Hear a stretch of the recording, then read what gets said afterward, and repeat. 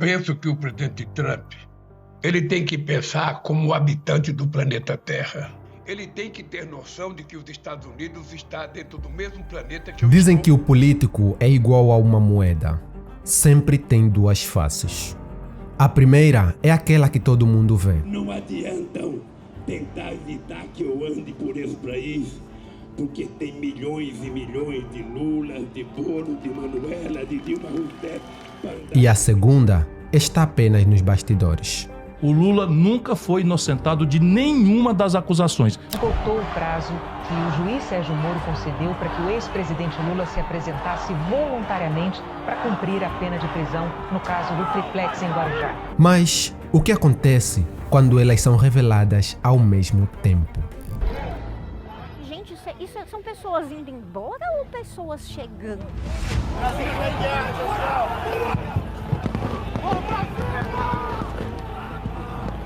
Como que a segurança pública deixou que isso acontecesse? Luiz Inácio Lula da Silva nasceu em 27 de outubro de 1947, no estado de Pernambuco, situado no nordeste do Brasil.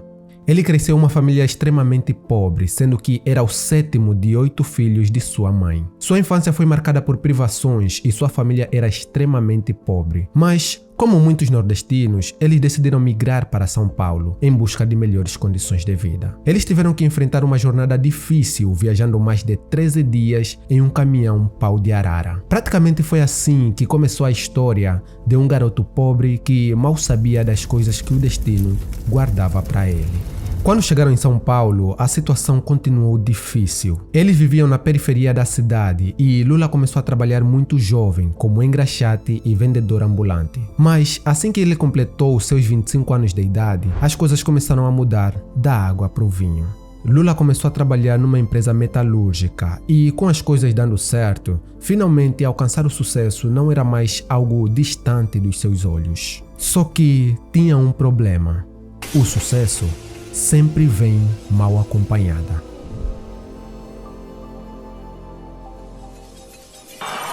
Todos nós sabemos que no mundo inteiro nunca os trabalhadores conseguiram ganhar nada sem que houvesse luta, sem que houvesse perseverança, sem que houvesse disposição de brigar até o fim.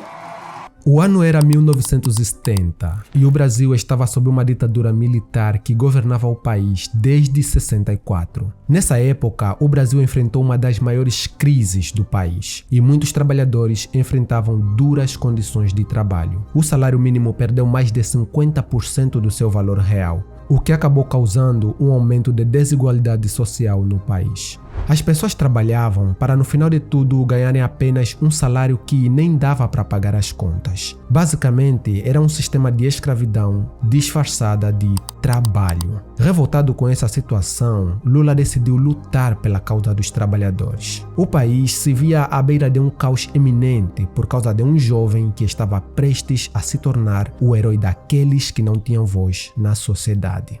Ele liderou várias greves históricas, desafiou toda a repressão do governo militar da época e seu grupo acabou se tornando a representação dos primeiros antissistemas de sua época. Dali em diante, o Brasil deixou de ser o mesmo. O regime militar tentava conter o crescimento de movimentos que organizavam greves e manifestações, exigindo melhores condições de trabalho e aumento salarial para os trabalhadores. E como Lula era a cabeça por trás de todas as greves, o governo decidiu prender ele. Mas isso era apenas uma estratégia para tentar reprimir a força dos sindicatos. Só que, é como a gente sabe, censurar aqueles que lutam por mudanças é algo que o sistema adora fazer.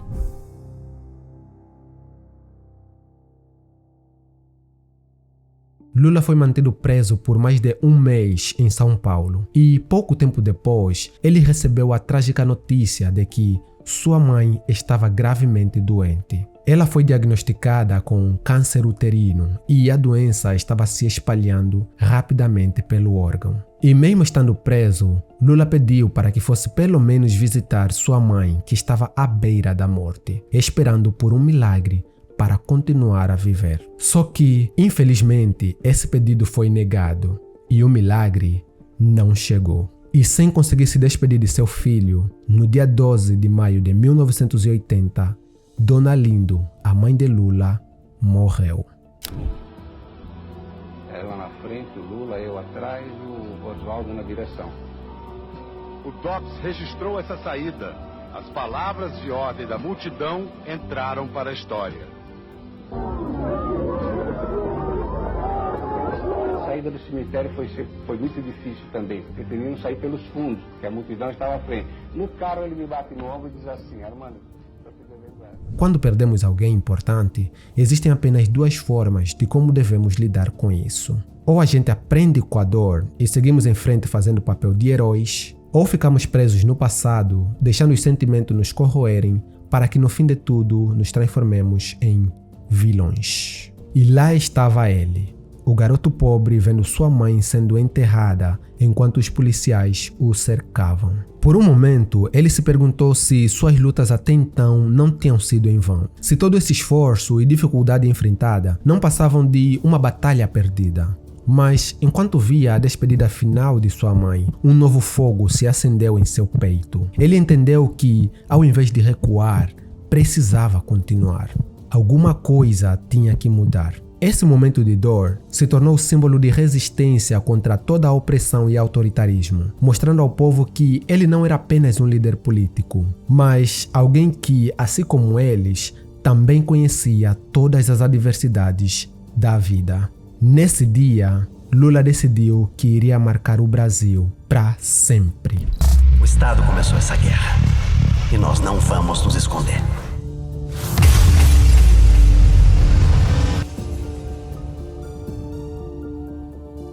Darwin uma vez disse que as espécies que sobrevivem não são as mais fortes, nem as mais inteligentes, e sim aquelas que se adaptam melhor às mudanças. Talvez essa era a ideia que Lula não havia percebido antes. Política é um jogo de cara ou coroa, e infelizmente ele estava sempre pegando o lado errado da moeda.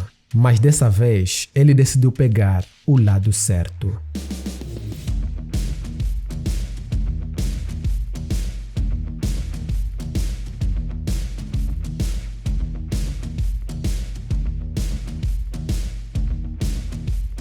Depois de ser liberto, Lula reuniu alguns sindicalistas, artistas e movimentos sociais. Bom, se ele quisesse realmente fazer uma grande mudança no país, por que não jogar do jeito que os adversários também jogam? Acontece que uma das pessoas que ele convidou para essa reunião era um artista publicitário e dominava a arte de levar mensagens fortes através de simples desenhos. Uma peça perfeita que criaria aquilo que seria o maior símbolo de resistência do país. E juntando suas ideias, o artista pensou em criar um símbolo que iria representar melhor todos os ideais de luta e resistência do novo movimento que Lula estava criando. E assim, pensando numa estrela como símbolo de esperança e vermelho como a cor de luta e sangue derramado por aqueles que buscavam mudanças, nasce a bandeira do PT. Eu acho que o trabalhador no seu dia a dia, sabe, ele tem dado lições de sobra à sociedade brasileira, ao Brasil como um todo. E eu acho que é com esses verdadeiramente que a gente aprende. O PT desempenhou um grande papel na redemocratização do Brasil. E com o Lula no comando, eles conseguiram dar o fim à ditadura militar em 85. E pela primeira vez, Lula ganhou coragem e pensou que talvez seria a hora ideal de dar mais um passo no seu plano rumo às mudanças do Brasil. Foi assim que ele decidiu se candidatar à presidência da República, mas foi derrotado 3 vezes consecutivas. Apesar dessas derrotas, o partido continuou a crescer. E pouco a pouco, Lula conquistava o apoio da sociedade, especialmente os mais pobres, que se identificavam com sua história de vida e com a proposta de inclusão social, trazendo em pauta assuntos sobre a normalização da homossexualidade e a luta contra o racismo e princípios socialistas. E pasme, em 2002, na sua 4ª tentativa, Luiz Inácio finalmente conseguiu ganhar as eleições. A gente agora está pensando até na construção de um partido político para ver se os trabalhadores, pelo menos em algum lugar da terra, se fazem representar condignamente. Teremos motivos de sobra para nos cobrir de vergonha. Estamos começando hoje um novo capítulo da história do Brasil.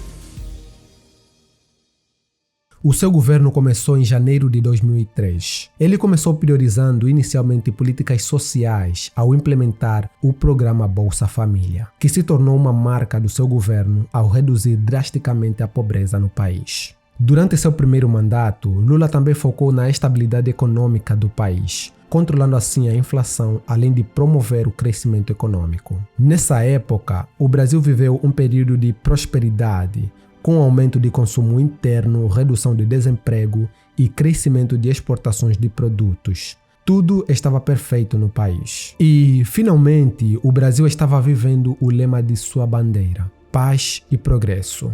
Só que algo inesperado também começou a acontecer. A moeda que Lula pegou estava mudando de face.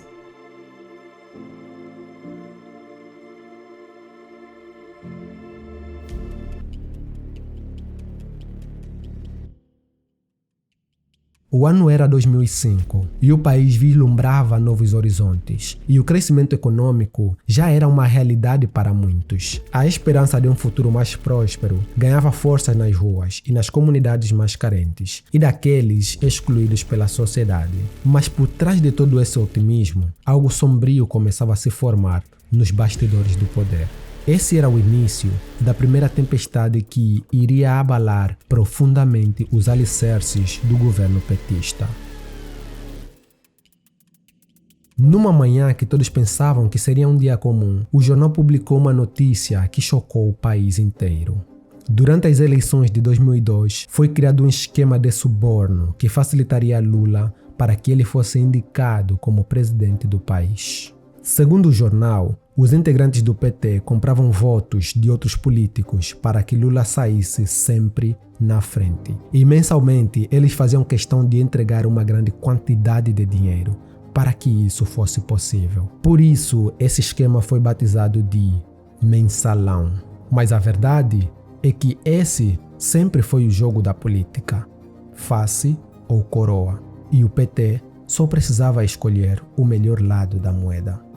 O Supremo Tribunal Federal torna réus os 40 acusados de envolvimento no mensalão, esquema de desvio de dinheiro público e pagamento a parlamentares em troca de apoio ao governo. As denúncias que revelaram o escândalo do mensalão começaram em 14 de maio de 2005, quando o Veja anunciou no alto da capa a descoberta de um vídeo que mostrava um diretor dos Correios, Maurício Marinho, recebendo propina.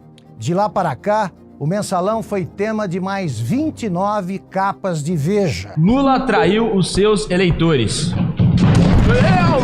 A maioria dos ministros do Supremo Tribunal Federal condenou por corrupção passiva réus do mensalão que integravam o núcleo político. Entre eles, Roberto... Esse esquema de corrupção fez o povo começar a se questionar sobre o conceito de nova política que Lula defendia desde que se tornou presidente. E, embora ele tivesse negado sua participação nesse esquema, as pessoas começaram a desconfiar do governo do PT. Porque, se aconteceu um esquema como esse para colocar alguém no poder, o que garantia que não estava acontecendo mais outras coisas por trás dos panos?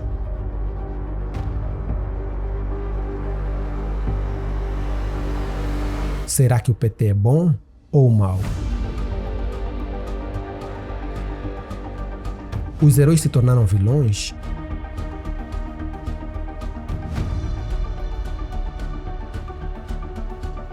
Será que esse governo é na verdade uma máfia que foi montada? A imensa sensação de liberdade que nunca mais eu tive igual.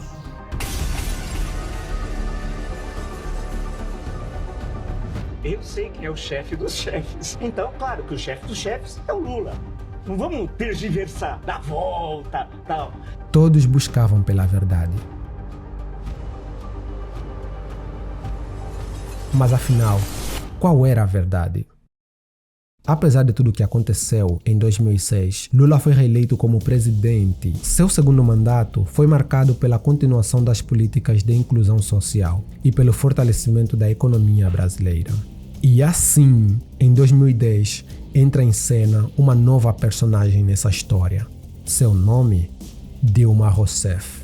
Ela era uma antiga militante contra o sistema comunista nos anos 70. O seu envolvimento com a política começou muito cedo, sendo que, aos seus 21 anos de idade, mesmo sendo casada, Dilma não tinha a liberdade de ter uma vida de casal normal. E no auge da ditadura militar, ela se viu obrigada a mudar seu nome sempre para disfarçar sua identidade em cada cidade que passava. Com esse histórico e seus ideais em sintonia com o PT, Lula enxergou em Dilma a oportunidade de renovar o governo, escolhendo ela para ser a primeira mulher a se tornar presidente do Brasil. De repente, o país que crescia começou a declinar.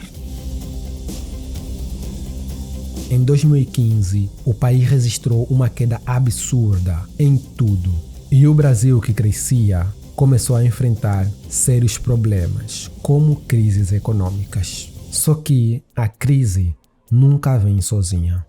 Um segundo escândalo estava prestes a emergir, lançando sombras mais profundas sobre o governo do PT. Só que essa história não começou em 2015.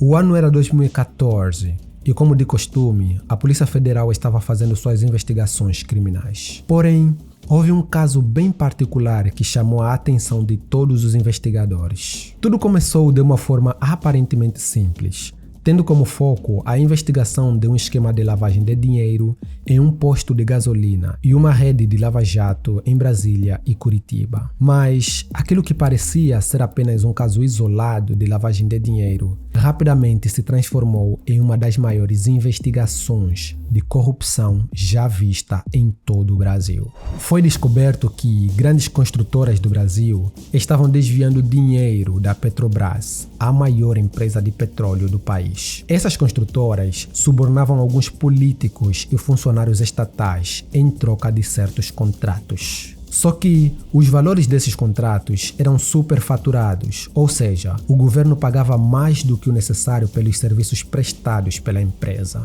E o dinheiro extra que as construtoras recebiam era usado para financiar esse esquema de desvio de dinheiro. Mas, para esconder todo o dinheiro desviado, as empresas usavam técnicas de lavagem de dinheiro. Porém, foi através de junção de várias peças que todo esse esquema revelou a participação direta do governo, tendo como protagonista disso tudo Dilma Rousseff.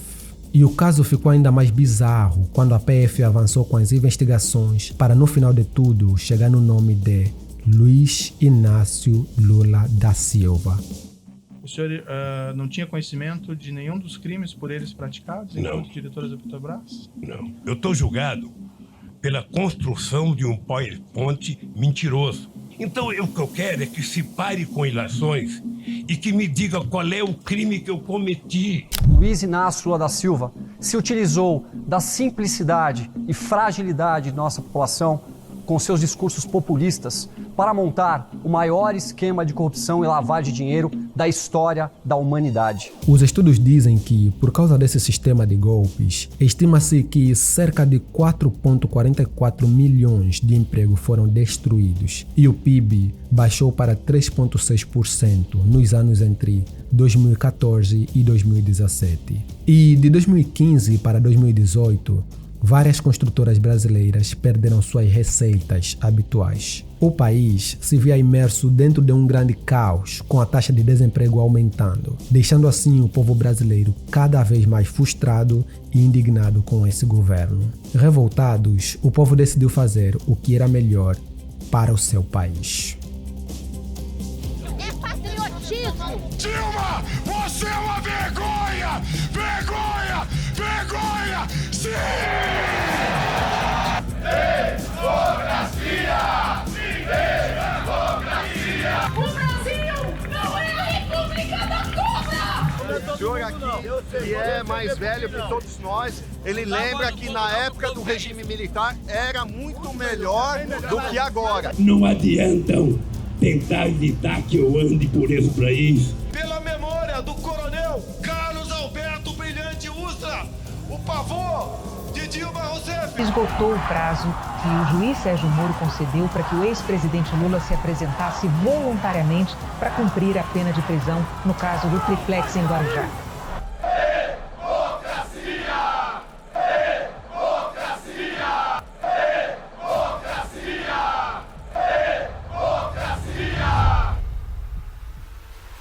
Depois do impeachment de Dilma, o Brasil passou a ser governado por Michel Temer e Lula acabou sendo preso. E isso o impediu de concorrer às eleições presidenciais daquele ano. Apesar de tudo, sua prisão dividiu o país, com seus apoiadores afirmando que, na verdade, Lula estava sendo perseguido pela política, enquanto que, no outro lado, os opositores festejavam a sua prisão. E com Lula fora da disputa, em 2018, entra em cena Jair Bolsonaro. Me chamam de grosso, homofóbico, fascista, etc. Eu sou um herói. Estou cada dia mais vivo perante a opinião pública.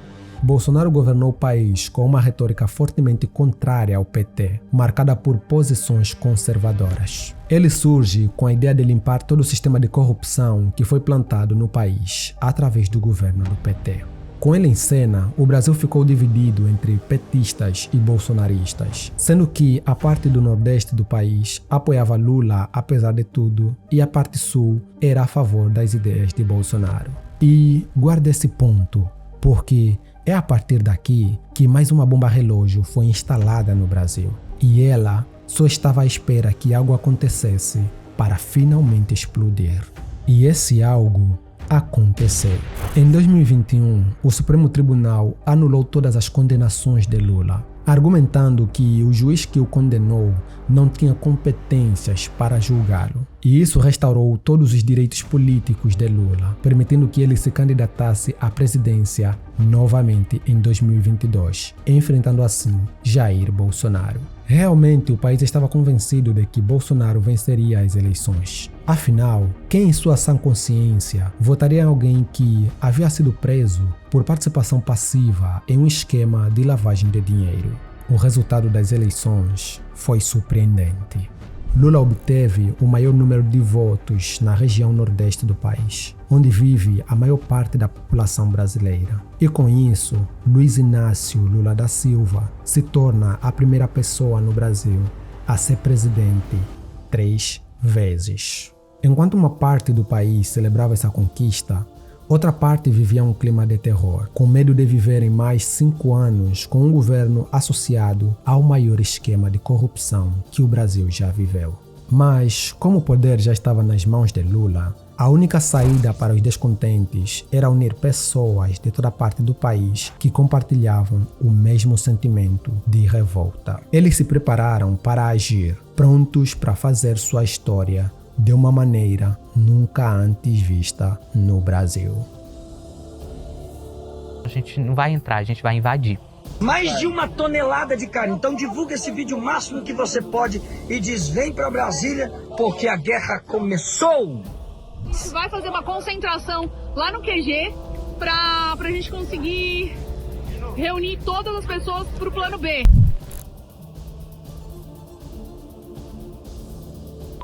Ei, Gus, você tava certo, cara. Eu devia ter te escutado. Eu sei. Eu devia ter dado atenção aos sinais. A impressão desenfreada de dinheiro, a sociedade se degenerando, o preço do petróleo e dos alimentos nas alturas, tinha tudo pra dar merda. Eu te avisei, meu brother. Agora você só tem um governo pra te salvar. Governo? Que governo? Tá tudo um caos. Os políticos só ligam pra eles mesmos. Eles nunca tiveram intenção de salvar ninguém. E mesmo sabendo disso, você não se preparou. Olha, escuta, Gus. Escuta, meu brother, eu tô indo pra aí. Me ajuda, cara. Não tem energia. Eu preciso colocar a Paula e as crianças num lugar seguro. E você tem todos os recursos. Você, sai da minha casa agora. Não. Espera.